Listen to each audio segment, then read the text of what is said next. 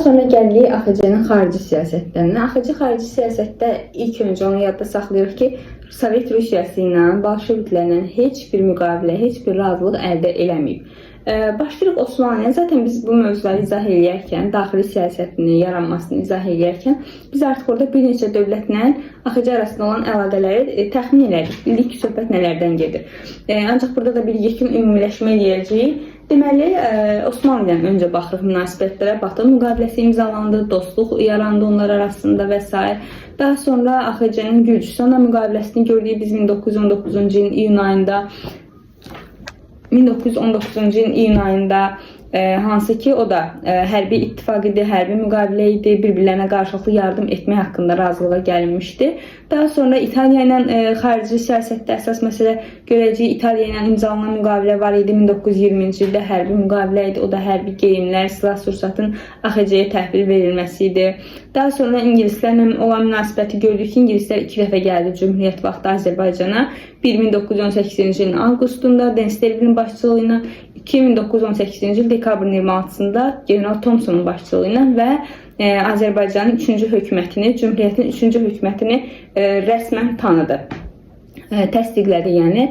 Daha sonra var Ruslarla qeyd etdiyim kimi heç bir razılıq əldə oluna bilmədi. AXC nə qədər təklif eləsə də Rusiya razı olmadı. Rusiyanın elədiyi təkliflərə AXC razı olmadı və bunun üçün onlar daim elə düşmən münasibətində də qaldılar və sonda da Cümhuriyyəti təəssüf ki, elə Bolşeviklər, Ruslar məhv etdilər, süquta uğratdılar. Daha sonra Dağlı Respublikaları ilə olan münasibət var. Dağlılar Respublikası General Denikin hücumuna məruz qalır və bu zaman AXC onlara hərbi yardım göndərmişdi, dəstək olmuşdu.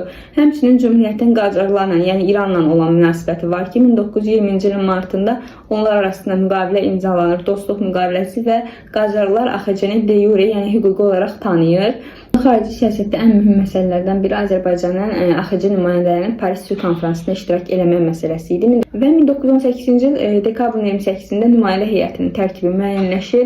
Ərmərdəm Metobçubaşov komandaya belə deyək, rəhbərlik edir və ancaq onların konfransa getməyə biraz uzun çəkir. Çünki Fransa buna əngəl olur. Yəni bugün olduğu kimi Fransa o dövrdə də ermənipərəst siyasət yeritdiyi üçün ermənilərin belə deyək təkliflərinə, onların vədlərinə inanaraq Azərbaycan Cümhuriyyətinə bir növ mane olur orada iştirak eləməyinə. Ancaq təbii ki, axır əvvəl haqq ədalət öz yerini tapır və Cümhuriyyət nümayəndələrimiz orada iştirak edir. Həmçinin öncə tanınması çətin olsa da, iştiraki çətin olsa da 1920-ci il yanvarın 11-də konfrans üzvləri tərəfindən, həmçinin ABŞ tərəfindən de facto, yəni faktiki olaraq Azərbaycanın müstəqilliyi konfrans üzvləri tərəfindən tanınır.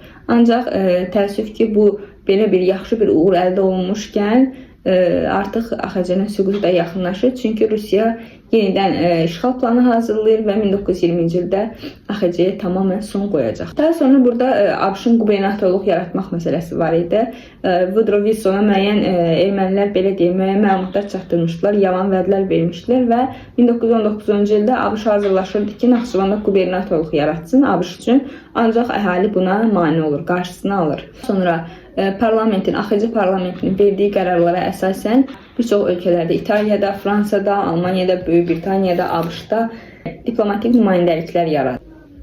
Daha sonra gəlirik Azərbaycan Xalq Cümhuriyyətinin süqutuna. Azərbaycan Xalq Cümhuriyyəti süqut etməmişdən əvvəl həmin 1920-ci ilin fevralında London konfransında iştirak edir, onun ardınca Sanremo konfransında iştirak edir. Ancaq daha sonra Rusiya tərəfindən təhdidlər artır, Rusiya tərəfindən mesajlar, ismarıcılar, ultimatumlar göndərilir ki, təslim olsun AXC hökuməti və ancaq təbii ki, bu qəbul AXC tərəfindən qəbul olunmur və bunu görən Rusiya nə edir? Artıq döyüşlərə başlayır, döyüş planı həyata keçirir. Bunun üçün öncə Azərbaycan Kommunist Partiyası, yaxud Bolşeviklər Partiyasını yaradır. 1920-ci ildə artıq martından etibarən öncə qiyamlar təşkil olunur Qarabağda, həmçinin Əsgəran ərazisində və 1920-ci il apreldə Əsgəran döyüşü zamanı qalib gəlir bizim milli ordumuz və Əsgəran döyüşü yeri gəlmişkən Elçibəyin dövründə də görəcəyik. 1992-ci ildə qalib gəlirlər və Əsgəran qalasını geri qaytarırlar. Daha sonra Şuşanın Keşir kəndi azad olunur. Şuşanın bir çox əraziləri bizim milli ordumuz tərəfindən azad olunur. Baxmayaraq 1920-ci il martın 30-da 5-ci hökumət kabinetimiz istefa verir.